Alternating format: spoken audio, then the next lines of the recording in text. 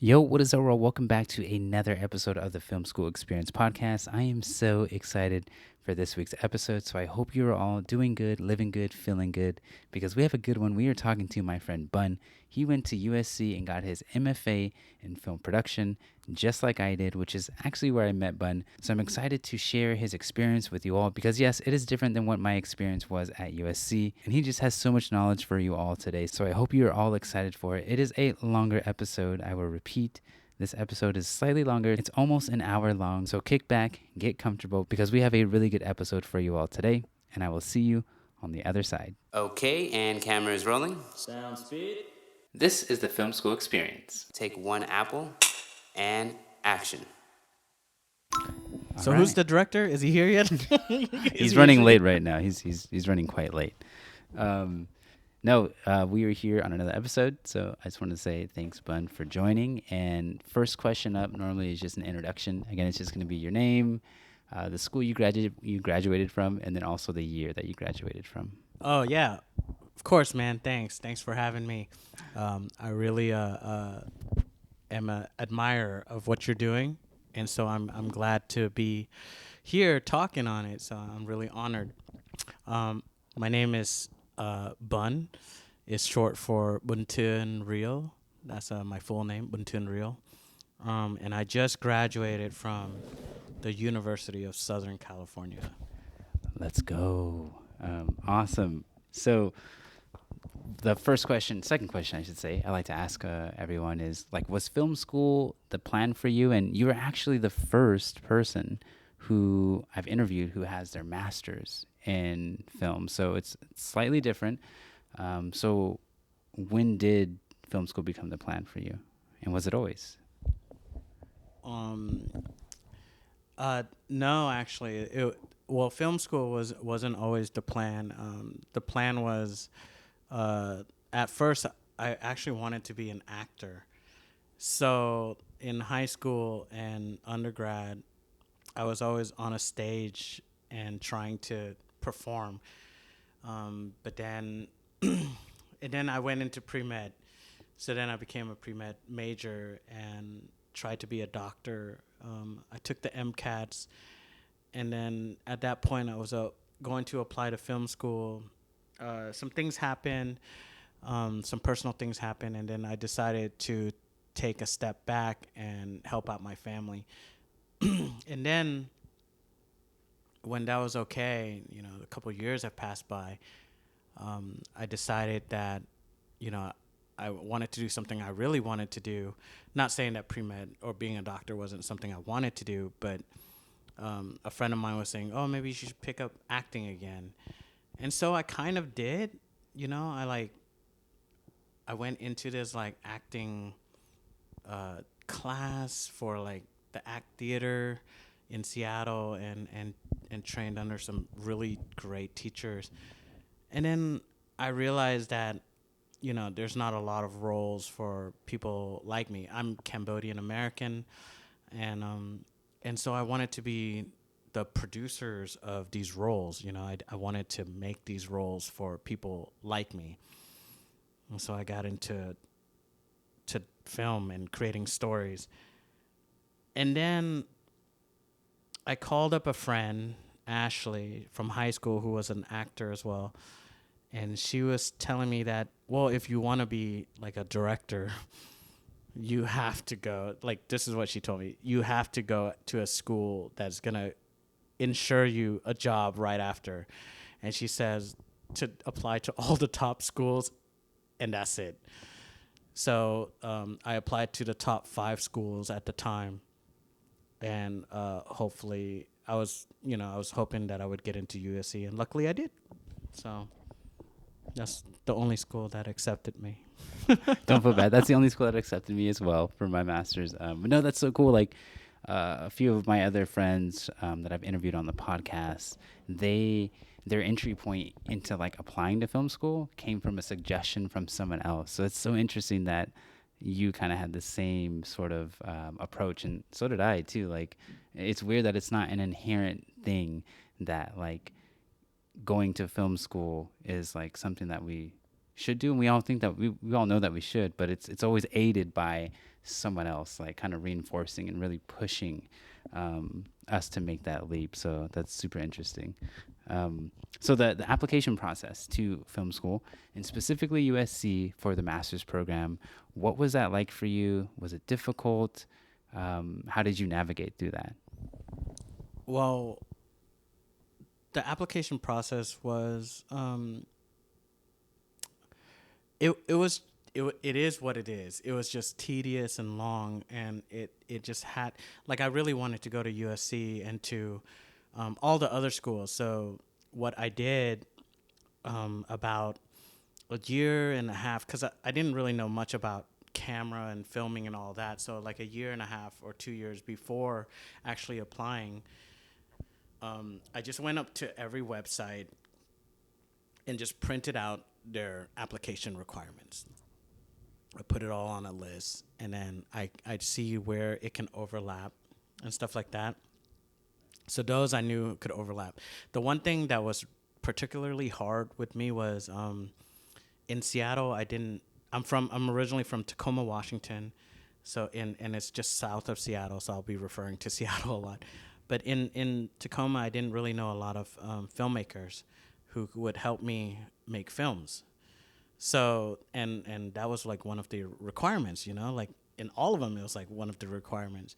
So I went to there was this film course at the University of Washington. It's a certificate program, but it lasts for a whole year, and it's fairly cheap, very affordable. I was working while I was going there, and then and you can, and basically you have like a capstone film in that. And I was like thinking, oh, I was from UW, so maybe I should just see if I can get into this program and make a film, because I need one, right? So that's what I did to make a film. So I joined this capstone, or this, not capstone, but this program, this certificate program, to find people to make a film. And because I didn't know anyone, but at least I know in that class there will be people like me that are probably interested in working in films or trying to learn more about films and making films. So I did that, and I met some great people who I still keep in touch with today, and I made a film, and that's the film I used to apply to all the film school. Yeah, so I just needed people to make films with, so and and and that was one way I could find people, and it was great because everyone there was kind of like new and not really, it's like some were more knew a little bit more than others, but we were all kind of fresh in that class.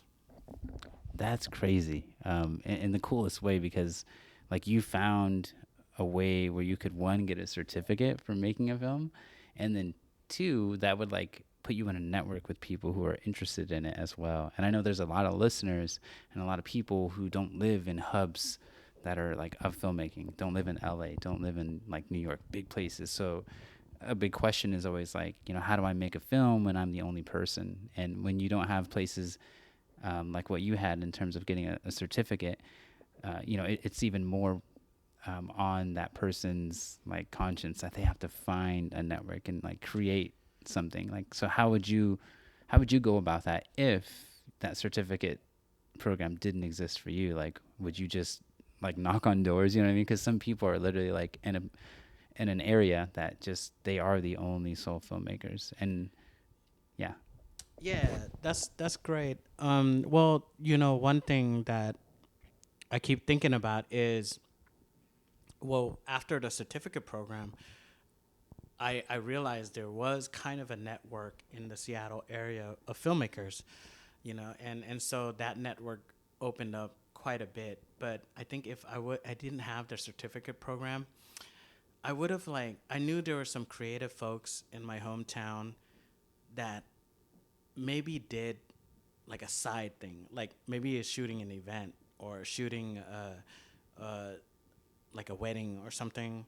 So actually, one of my this how I got landed my first like gig, and it's it's on Facebook and YouTube and whatnot. And this a friend of mine was he got this grant to make a film about the Tacoma Lincoln district.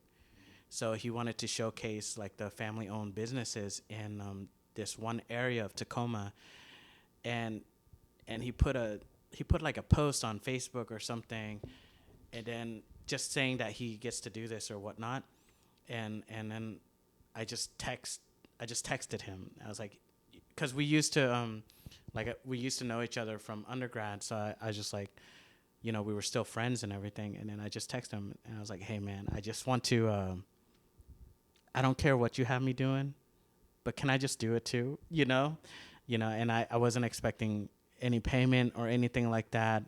I was really literally just starting out, but he was so kind. His name is Salong Chun, and he was so kind, and he's like, well, then I want you to do this store. So he gave me like one whole store to kind of like work and do it. Of course, I was working with Rustin, who's another guy that we were working with, and and that's how I kind of like got into the like just filming and stuff like that. And we all kind of helped each other. So that's what I would do. Like if you know some friends that are just doing like little side things, it could be almost nothing or just little things. You just go and do it. If you really want to know how to do it and want to get more people involved and meet more people, you would just go and do it.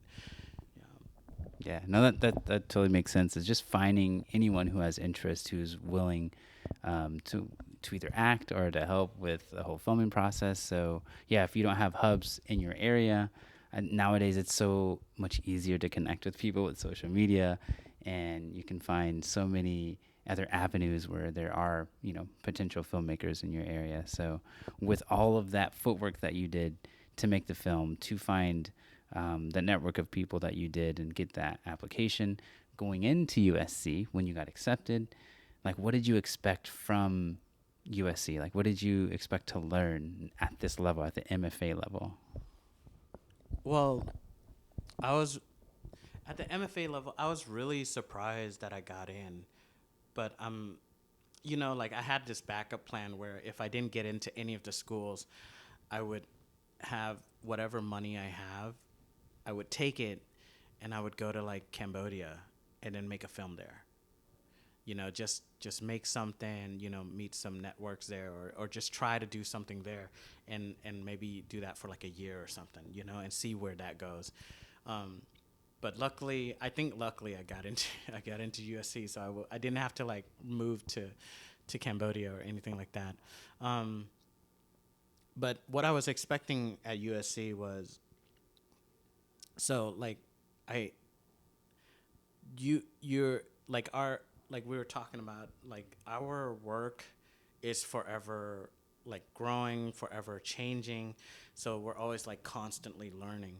And so going to USC, like one of my top reasons to go to USC was to find a bigger network. And USC, they have one of the biggest networks around. I still get all of my gigs through USC, and the people that I work with are mostly USC. Of course, I met some people from the surrounding schools too, and they're all great people. I mean, it's a really nice network here once you get to know people. But yeah, I went to USC to build a network.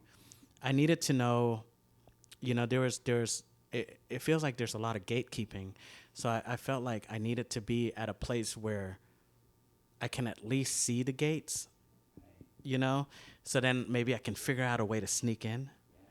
So that's what I really wanted from USC, was to see who's really gatekeeping and who's really, holding the keys, and so I wanted to go there to find a way to try to get in that way, But USC has given me like great mentors, great friends, great collaborators, and in a sense they've kind of shown me the gate, and in a way has told me what it takes to get there, like, and that can mean so many different things, but at least it's there, and I can kind of see the next step, and that's, I guess that's good enough for me, so I can work towards that.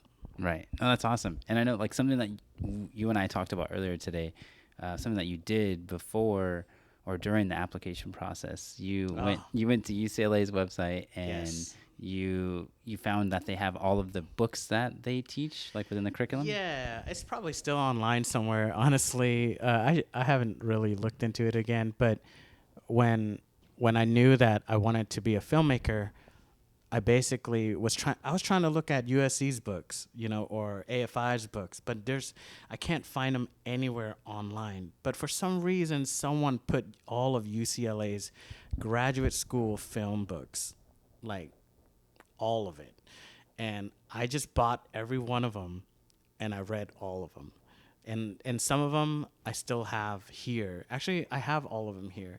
So if anybody needs to borrow a book, I got all the books. But yeah, and that was like, because I didn't take film making in undergrad, so I wanted to know more about it. So I would go, and that's how I did. I just read all the books and see where that takes me, and that gave me kind of like a knowledge before stepping into the certificate class, and even through the certificate class, that I know a little bit of it. So no one's really, I'm not BSing through it. You know what I mean? I don't want them to feel like I don't know anything.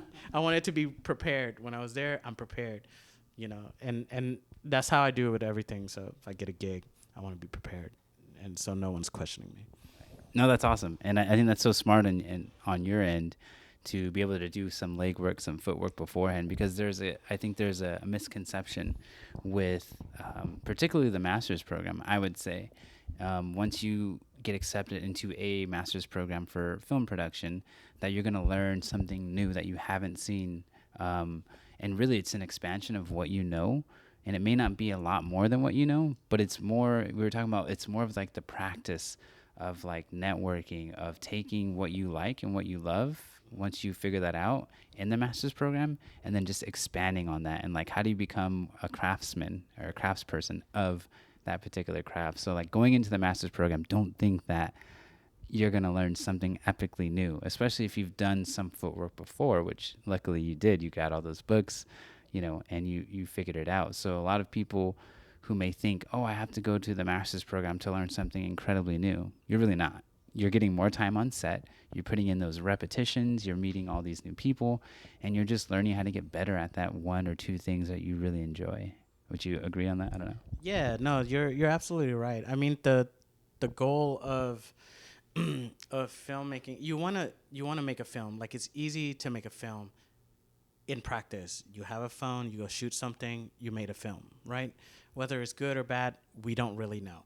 That's all subjective. You might think it's the greatest piece of work, someone else might think it's crap. That's how it goes. That's even how it goes in film school. But I think when in film school, when you get to the graduate level, now you're working with stuff with bigger budgets. Now you want to like see what works in this budget field and what doesn't work. So there is going to be crap movies, because there still be that, but there's also be like movies that you thought like, oh, that's really great for the budget they did. That's awesome, and you really appreciate that, and that's the type of learning you learn. So you learn not to do stuff that might make your film bad, and then you try to retain the good stuff and use that in practice for your next film, or whenever you make your next film or moving forward. But it's definitely like, yes, it'll be great. You go to USC grad school and you can learn something. That's awesome. Like, yeah, of course I'd learn some things. There's a bunch of like people, teachers and faculty that has done way more stuff than I have. Of course I'm gonna learn something. You look at their IMDb and you're like, my God, that was my favorite movie as a child. So so that stuff really happens.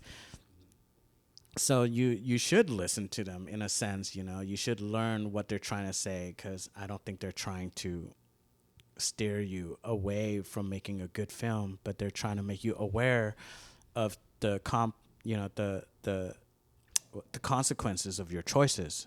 You know, you might have intention to do this a certain way, but there are bad intentions, you know, and maybe you don't know that yet, and they're just trying to make sure that you've looked through that before you spend, you know, 20,000, 30,000 on a thesis, you know, because it can cost quite a bit.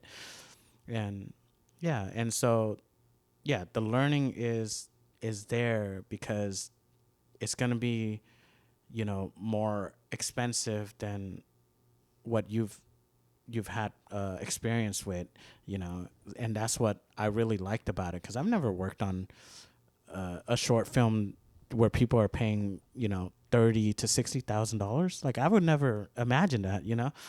So that was very great knowledge, just to see how people spend that money and how they use it, what they find important, and things like that, and then how that affects the outcome of the film they're making. You know, whether it be good or bad, it's all learning. You know. No, I love that. Thank you for cleaning up what I said and just kind of speaking to the evolution of like what you were learning when you get into a master's program. Because we've, like you said, we all have a phone, we all can tell a story. Is it good or not? It's, you know, it's all up to interpretation.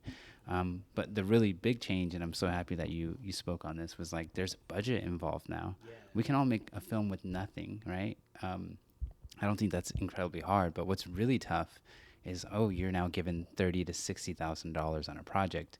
How do you allocate that money? Where do you put it at? Where do you put the focus on? And that's what you learn. Like it's literally the evolution of filmmaking. You're going from like no budget, which is kind of what we do, or on a really small budget when you first get into the program, one of the first big projects.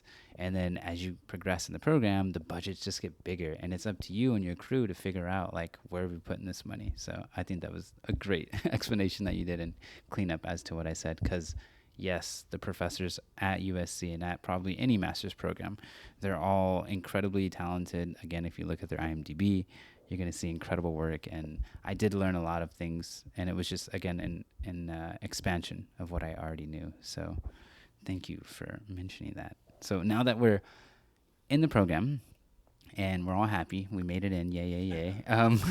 What are you doing for work?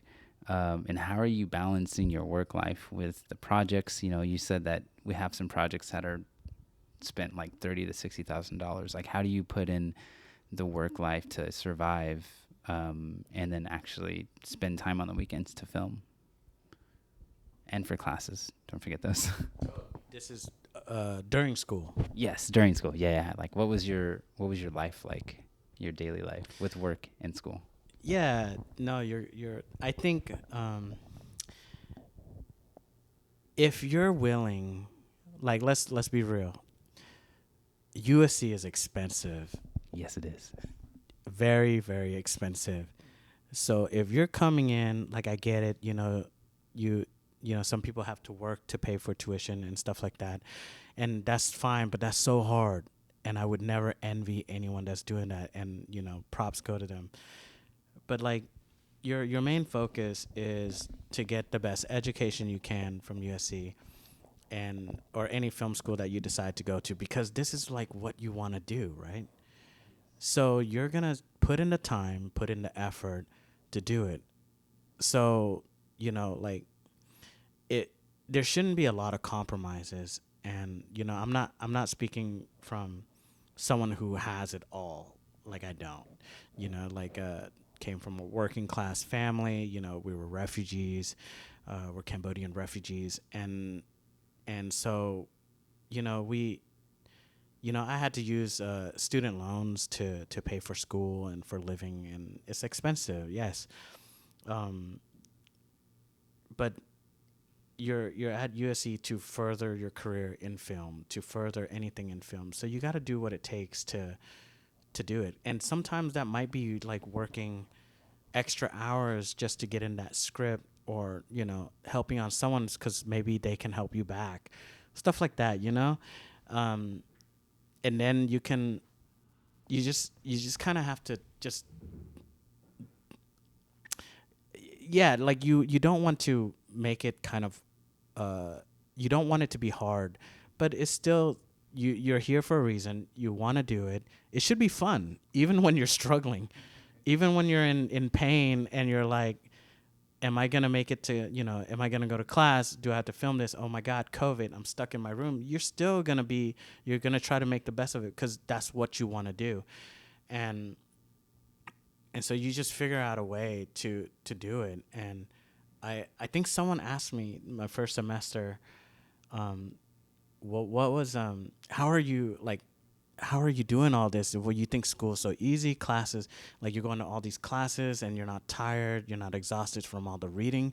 I'm like, I'm reading stuff that I like. This is the stuff that I like, like these are the movie. I'm watching a film and studying it. I used to just watch films. Like this is stuff that you like. So, I never felt like it was a chore. I wish there were more hours, but I never felt like it was stuff I didn't want to do. Recently, I do sounds. I record sound and do post sound. And I was on set with someone, and we were just talking about, oh, yeah, it's kind of like not that good of a pay, and the work is not that great. The script is not that good. But I wouldn't be anywhere else. For reals. I'm Yeah. here. Yeah. So, like, yeah, I think you make this very important decision to come to graduate school. It's expensive. So, like, you want to be 110% there. It's not going to be tiring because you love it. And if you are tired, then you might be looking in the wrong spots. So you might want to readjust or rethink what you really want to do, because it is not easy. Making a film that people like is not easy. And it takes work, and it takes, time and studying and all that too. So it's not, or else everyone would do it. If it's easy, everyone would do this. So true. And I love that you mentioned something that I haven't even mentioned, that I think maybe a few people know, like close friends and family that I know. But just shedding some light on like the finances part. I took out loans myself to get through USC, like the maximum amount. So it's a commitment, like you said, like it's 110% in. And this is something that, I really, really thought about before I applied. I knew what I was getting into. I saw the numbers of how much it was per semester, around $35,000 a semester. And I told myself, don't have any money at all to make it through that on my own. So I'm going to have to go through loans. And I was so lucky to have my good friend who's a family friend, and he's a lawyer.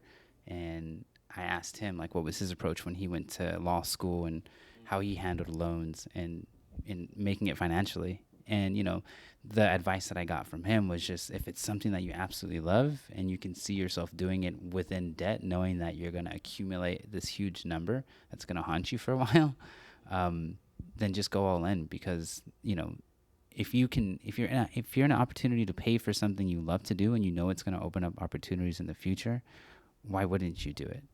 Knowing that you are going to carry debt, but at least you're going to carry debt in such a way you at least love what you're doing, and you're not, that number is just going to disappear as you're working on your craft. It's always going to be there. So I'm so happy you brought that up, because I want to continue to shed some light and have transparency on like how I personally made it through, as we kind of talk about how everyone else has made it through. Yeah, and if anybody wants to pay for my student loans, please DM me and let me know. Yes, and if you have some extra left over, you can help me out too, because it's super expensive. But no, that was such wonderful knowledge, and it leads me to the next thing. So we're in class, we're in school. You're taking these classes, and I just know, because I know you, we're friends, and I know that you are great with sound. I know that you're a great director. So of the whether it was directing classes, sound classes, maybe it was some theory classes, how did those classes, do they translate to like you being a filmmaker in terms of like the decisions that you make? Are they helping you with the theory of film? Is it practical talking to actors? Like, how has those classes translated to what you actually do on set or even before set, you know? Yeah. So we're talking about classes and how helpful they are and what I've taken to bring to set. Yeah. Yeah, correct. Yeah. Okay. Um, yeah, I think one of the most, yes, I do sounds, and one of the most important class that I have taken was this. Everyone, I took it during a special case. It was during the COVID pandemic, so I was online, but I took the advanced project class during that time, and I did sounds for one of the thesis films in it. And yes, you do this, and you're a lot, you're stuck in your roles, but I think having taken that during COVID, where we were online and I was in my room, was essentially you can see what a film needs and just the bare minimum, because we were really like seeing what we can make good with just bare minimums. So then you realize that some things weren't as important as certain things, and that helped a lot. It helped grounded it. It helped like grounded the filmmaking process, where you see what's only needed. So yes, you need the story, and you need the story to be great. And if the story is great, nothing else really matters in a sense, because people are going to get behind you on your story. Then you need your visual, and the visual needs to capture the story in a way that translate the story to us, whether that's good or bad, that's subjective, whatever. And then you just need to hear it. So those are your minimums for making a good film. Everything else is just extra, and I think I really appreciated that class for that. Some other classes that I really enjoy was I really enjoyed the script writing class. So I wrote, yes, this is kind of within the writing department, but it basically allowed me to write a full script by the end of the semester, So I have like a 90 to 100 page script from that class. And that was great because, one, I've never done that before, and it showed me that I could, and it showed me what it takes, and it is hard. It's very hard, but you just gotta keep pushing. You gotta keep writing. And two, it also allowed me to really know what drives a story. What do I need to go to the next page? Like if it's stuck on this one page, why is it stuck right here? Like where does it have to go? And because if you can do that for a long format, when you do it for a short format, it's even easier. And then you feel like, oh, maybe this can be a little bit bigger, or a little bit, you can cut this part and it'll still tell the same story, things like that, and that really taught me how to just basically see story in a different way, in a way where it's useful for me and my filmmaking, because it helped with my thesis a lot, because it just tells you what's really needed in the story, the meat, what is gonna bring people to the theater if you're gonna put this out. I think another, I think five. I want to say like our second class, 508, was kind of like an eye-opening class, because that class didn't allow us to pick who we were going to work with, and and it taught me, because in this industry you're not going to work with the same people all the time. So that really teaches you how to collaborate with people that you barely know, or people that you don't really know, in a way that makes your story better. You might butt heads, you might argue or fight over certain things, but it teaches you in a way to communicate it in a way that makes your film better. So I think that's something um, that is, I would say, is helpful if you understand the meaning of that class. Now, if you go into it trying to make a masterpiece, I'll see you at the screening and I'll congratulate you for making a film. Yeah, and for those of you that don't know, a lot of people take this 508 class. It's what is it? Intermediate? No, Nah, it's it's like I don't even know the name of it, I but don't it's even know. which is so sad. We both took it, and you were my essay for it, which is hilarious. But Yeah. it's just a class where people really pour their heart into like a 5 minute film. But when you make it out of it, you realize like, wow, that class really wasn't as daunting as I made it, sort of Yeah. thing. Yeah. Yeah, I think so. I think it's always because people think that you got to make a film and you got to make it a really good film. But the thing is, if you're going to make a film and it's going to be good already, then why are you at school? So just use that time to like to mess up, you know? Like, oh, I really want to put an animal here. Maybe I should work with an animal and see what that's like.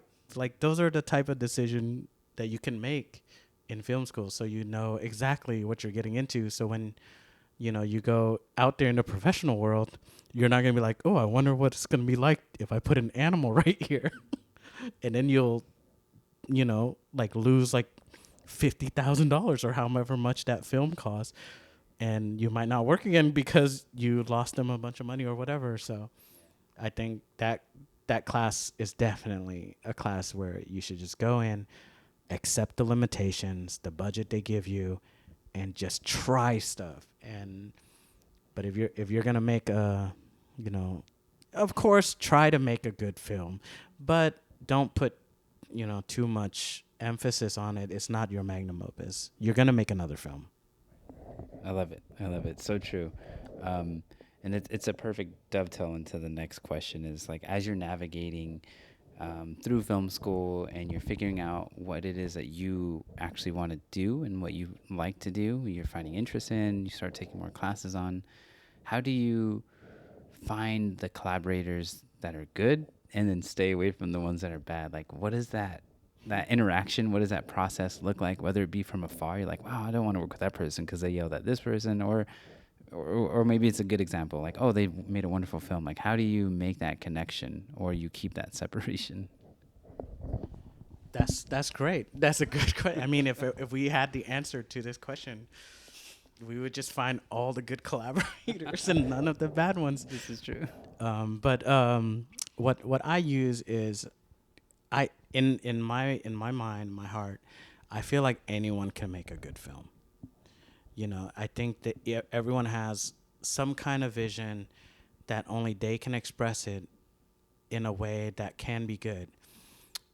But I don't think everyone is good at working with everyone. So you just have to find the people that really click with you. So, for instance, what I use is, like if like my DP that I always use is Daniel Matsumoto. He's a wonderful dude, super nice, big, husky dude. He's like a giant bear from Hawaii. He's great. He's awesome. And like when the way we collaborate, of course we don't have like we have things that we like, we have differences, and but then we find what we like in common, you know. And I've never seen this guy works or anything like that except for taking a few classes with him. But you see what you have in common, and if those commonalities like click, like work, you'll be fine, because now you're thinking of your movie or whatever movie in the same way. So when you're bringing in ideas, it's not to throw the story into a different route. It's trying to make that story better the way it is, because you have similar goals. If I come in, I'm like, we're making a sci-fi, and he's like, oh, we're making a love story horror. And so that's, like that can work for a certain story, but if we were making the sci-fi, then it wouldn't work. Then we would have conflicting issues. So you find people that really gel with your story to find collaborators. Um, Also, like, I believe in like just being nice. I don't know, man. Some of these sets, like, what does it take to be nice, man? Like, why is it so hard to be nice? Like, I just think a thank you goes a long way. Or like or if you're like, there's a lot of delegating in film. As a director, you're telling people what to do in a sense. Like, yeah, but there's nice ways to say certain things, and and I also look for that, in their traits. But I also look for people who's hungry. In film school, there's like, there's students that have it all. There's students with lots of money. Then there's students that might not have it all, might not have lots of money. And then there's some students that, uh, they're hungry. They want a chance. And if you just give them a chance, they'll go the extra mile. And that's something I also look for, like people that needs the film. Like, they don't just want to work with you because they think you're a cool person or whatever, or your story's cool, but they're like, if I do well in this film, I can do good. Like, I'll get more opportunities. And those are the type of people you need on your film. Not credit chasers. You need people that actually, like, oh, my name is on this. This must be good. This has to be good. If it's not good, then I don't want my name on it. But because they have their name on it, they're gonna, you want the people that's gonna do all the extra stuff, all the people that wants to make it a good film. And in collaboration, you also don't want like someone who's like, I know sometimes budget dictates this for a lot of people, but you don't want someone who's like, if you're making a $20,000 movie or short film, you don't want someone who's just kind of never done sound before to do sound. You know what I mean? Like, yeah, you find a collaborator that also knows what they're doing. If you're gonna spend some money, because you don't want to compromise your film. Like, sometimes, unfortunately, we don't all get to make a thesis at USC. They should really change that. And I understand that there's a lot of students there, but yeah, not everyone gets to make an advanced project or a thesis. So when you do get the honor and the chance to make one, like, why compromise it? Like, do what it takes to make that good. Essentially, this is what you're using to tell agents, studios, whatever, whoever you want to talk to, that you can actually be a filmmaker. So don't compromise stuff. And maybe there's places where you could get rid of money, or you take that budget and put it somewhere else, but you don't want to compromise your film because your name is on it. Do good, or just don't waste your $20,000. And I don't want to be in that theater watching your film and be like, man, that got chosen.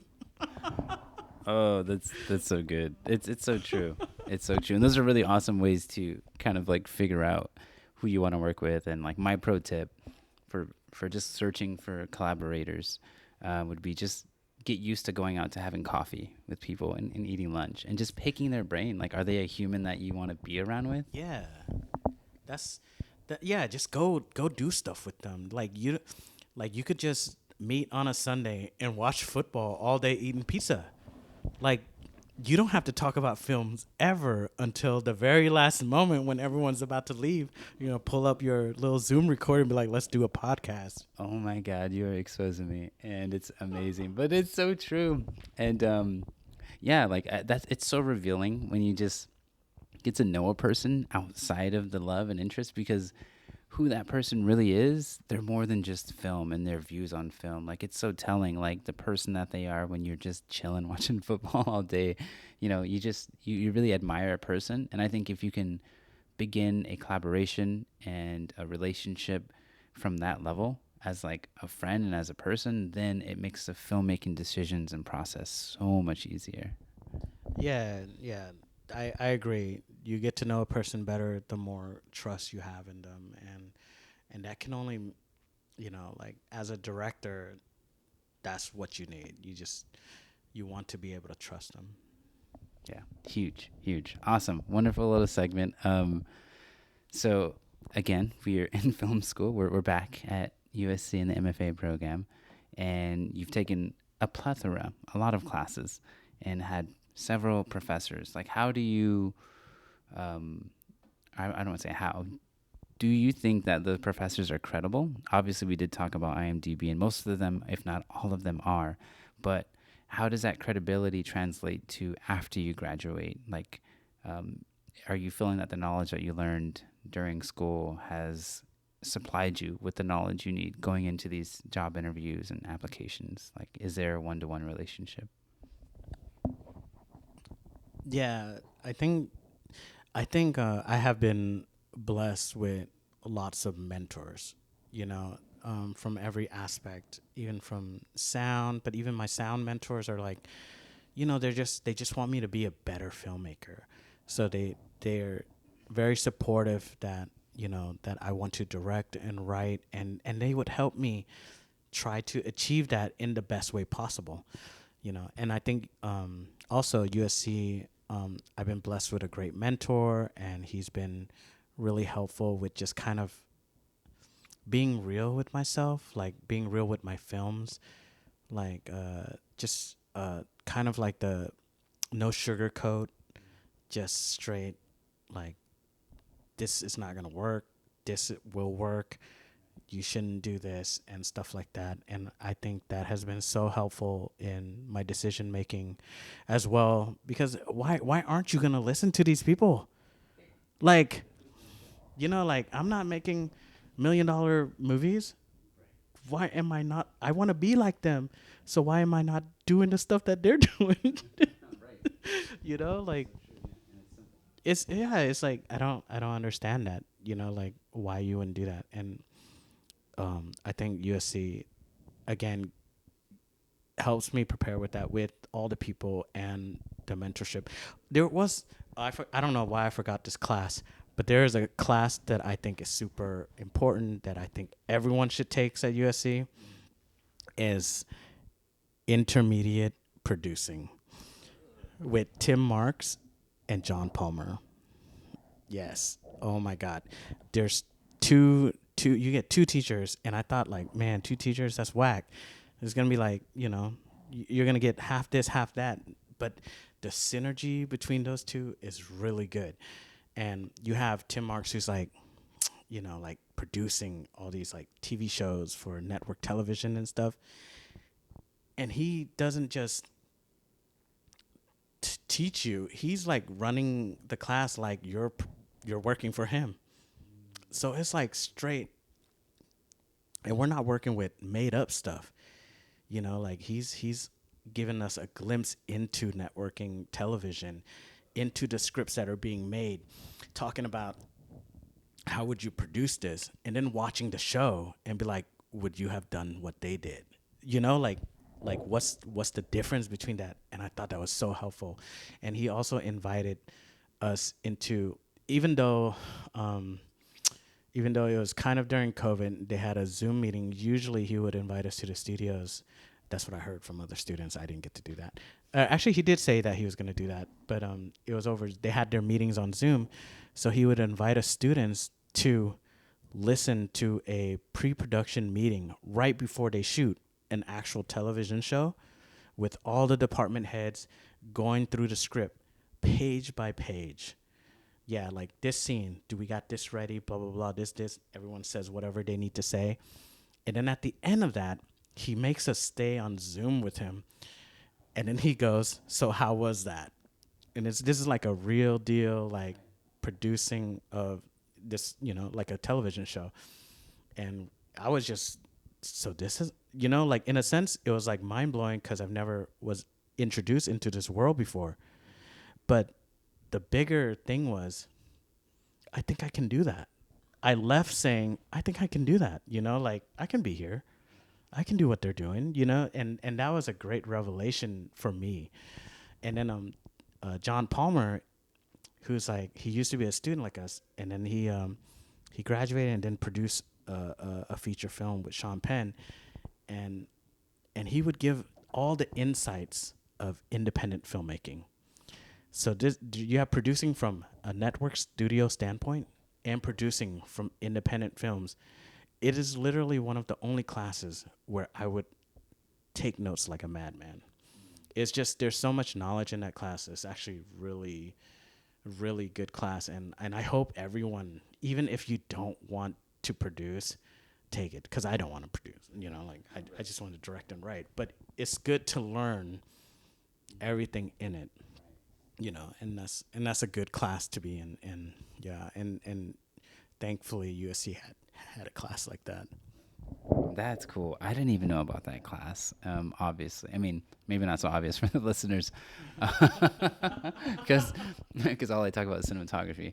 But yeah, I mean, that's incredible to learn that they're sharing information that otherwise you wouldn't be able to. Like, how else would you get into that room had you not had that professor, not taken that class? And then what's so cool is I'm starting to connect the dots, and I'll help the audience. Is like, moving forward, you want to direct things, you're writing things, and it sounds like everything you learned from that class was such a huge groundwork into everything that you're doing moving forward, in terms of like, yeah, you're not producing, but you understand what each show and what each project may demand. Yes. Yeah, that's incredible, and I love that. So that's a wonderful way to kind of segue out of the film school experience part of it. Because my next question is like, now that you're out of film school, you graduated, which congratulations, by the way. Thank you. You as well. Oh, that's right. We graduated the same day. That's how funny, how ironic. We probably have a photo together. We probably have a photo together. I'm sure we do. But yeah, so you're graduated now. And I wanted to know, like, what are you doing now? What practices are you upholding from the film school to be a better filmmaker, to understand the process more? And like, what are those techniques that you're doing? And also, if you didn't go to film school, for those of you out there who are not going to go that route, which is absolutely fine, I think we all understand that.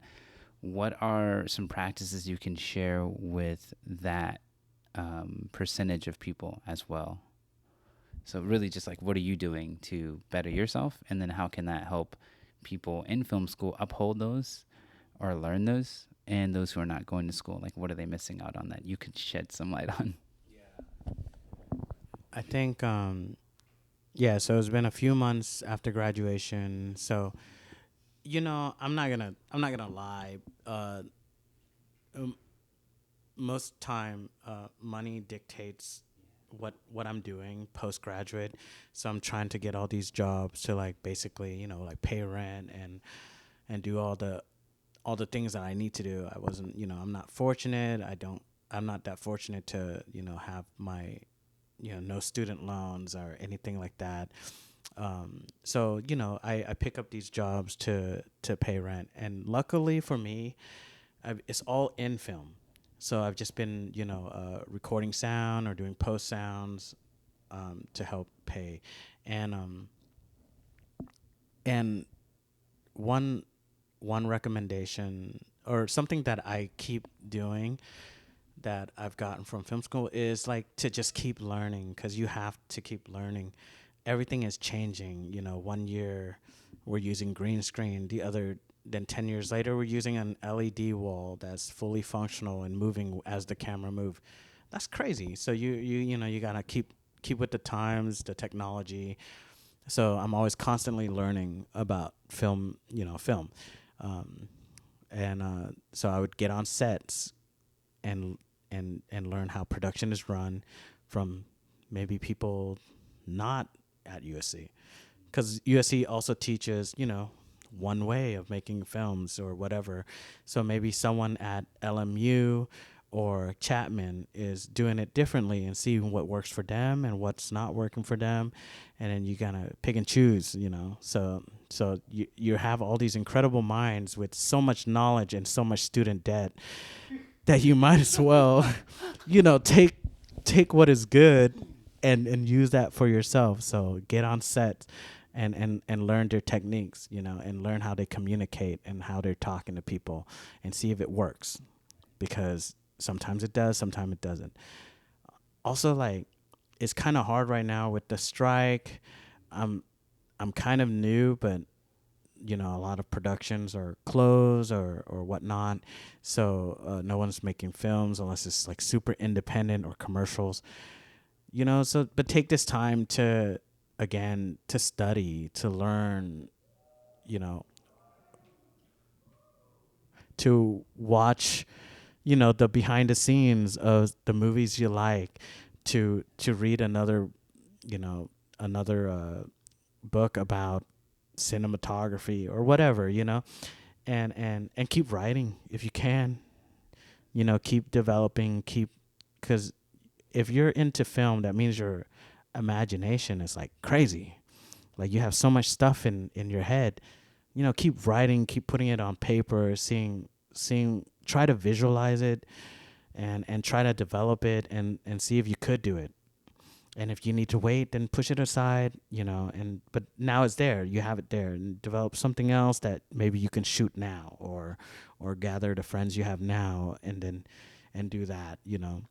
um and that's what I've been doing with my time off, you know, just taking what I've learned, and you know, and just expanding on that.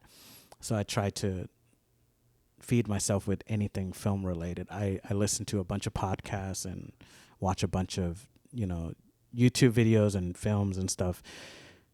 For people that don't go to film school, or who can't afford it, or I honestly, I do think film school is a great thing to go for. But live some life, and then go to film school, um, because you'll need that life experience to make better films. Um, and if you're thinking of grad school, you know, like, uh, I also think grad school is very good, and people who wants to go should go, because the people that you meet in grad school are going to be working with you for the rest of your life. You know, whether that be 5 people or the whole cohort, you're gonna find a group of people that you're gonna work with, who cares about film as much as you do, who wants to get better as much as you do, to work with you. You know, so that's why it's very important, I think, to go to film school. But you definitely don't have to. It's expensive. And my was it my recommendation for people that don't go, you know, like, the knowledge is out there. Just find that UCLA website that shows all of the graduate school books and read all of that. Just read it, take it in, because if you love it, you're going to love everything you read. And that's what I did. I read, I think there was like 10 or 12 books on that list. So it's a big list. But, you know, like, buy one, read that. When you're done with that, read the others. And then try to get on sets, because that's, in a sense, where the real learning is. And the real learning is how you communicate and work with people. And you need to know that. And the only way to know that is to be on set with someone, and to see how that interaction happens. And you'll learn exactly what to do, and hopefully you'll learn fast what not to do. I love it. So much knowledge. And I love how you referred back to the UCLA website, because the knowledge is there. Like you said, it's so there.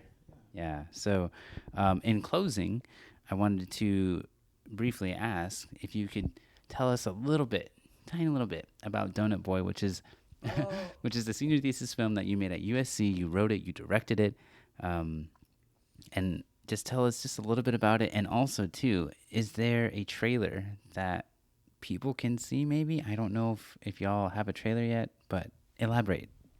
Yes. Okay. I did not know I was going to put in this plug for my own thesis film. But yes, I finished USC making a thesis film in one of the advanced project classes. It's called Donut Boy. It stars Tyler Yat, Alvin Hang, and Joy Hannah Park, and Vanra Tang. And it's basically about this young Cambodian man who wants to get into the next tier of amateur boxing. We do have a Instagram. So the Instagram is at donutboythesis. I'll put it in the show notes. Yeah, it'll be in the show notes. You'll see for it some down reason, there. I can't remember my own Instagram page for Donut Boy. And and so you can follow that, and for some updates and things like that. We are working on a trailer, but I'm hoping the trailer will come out pretty soon. So we're trying to put the new mix in that, and show the trailer, and I guess I'll link it to you once the trailer's out, and then you can put it in the show notes as an update or something. Yeah, so just be on the lookout for that for sure. Yeah, and the film, I had a very great time filming it. It was a lot of fun. We tried some new things. There's a little bit of everything in it. There's there's drama, of course, because what is life without drama? There's drama, there's some comedy, there's action, there's boxing, and it's like an underdog story, and it's a lot of fun, and we put a lot of hard work into it, and hopefully when it does become available, hopefully you get a chance to see it. Yes, I will definitely keep everyone updated. And again, be sure to check the show notes if you haven't regularly been doing that. Bun's Instagram will be in there. Also, Donut Boy's Instagram. And any updates for that film will be through the Donut Boy Instagram. But I just want to say thank you so much, Bun. Yeah, this was a lot of fun. And also, one more thing. So if anybody's really interested in paying for my student loans, please DM me. But no, this has been great, Matt. Thank you, Maddie. Yeah, thank you so much, man. And just like that, we have made it to the other side. If you made it all the way to the end, thank you so much for listening all the way through. Bun had such amazing things to share, which really touched on the experience at USC and what the M.F.A. program has to offer. Again, his experience is different than mine, and when I was at USC, he was actually one of my SAs, which is like a teacher assistant for one of my classes, which is where we first met. And after meeting Bun, he literally taught me so much about the entire program at USC, and I'm just very, very, very thankful for his knowledge, his time, and his energy. So again, I hope you all learned something from this week's episode. If you want to learn a little bit more about Bun, follow him on his Instagram. Again, check the show notes. You will see all of the links where you can find Bun and reach out to him, because honestly, he is a wonderful resource. So please feel free to reach out. He's a wonderful guy. And I'm really interested to hear your thoughts on going to an M.F.A. program. And it doesn't have to be USC, but what are your thoughts on going to get your master's in film production? Because as you heard, Bun has his own reasons, and I also have mine as well, which came with a lot of debt. But it was definitely something that we both find that it was worth it, and it was part of the entire contract and the blood deal that we made with USC. So I'm interested to hear what your thoughts are. So reach out to me, reach out to us on the Film School Experience Instagram or YouTube, or just message me directly. Because like I said, I'm just interested to hear what your thoughts are on getting a master's degree in film production. So that is all that I have for you this week. I'm excited for the next episode, which I'm not sure who we are interviewing, but I'm going to try to get some more incredible people from other schools and other experiences. Thank you so much for taking the time to listen to this week's episode. And as usual, I'll see you on another new episode of the Film School Experience podcast next week.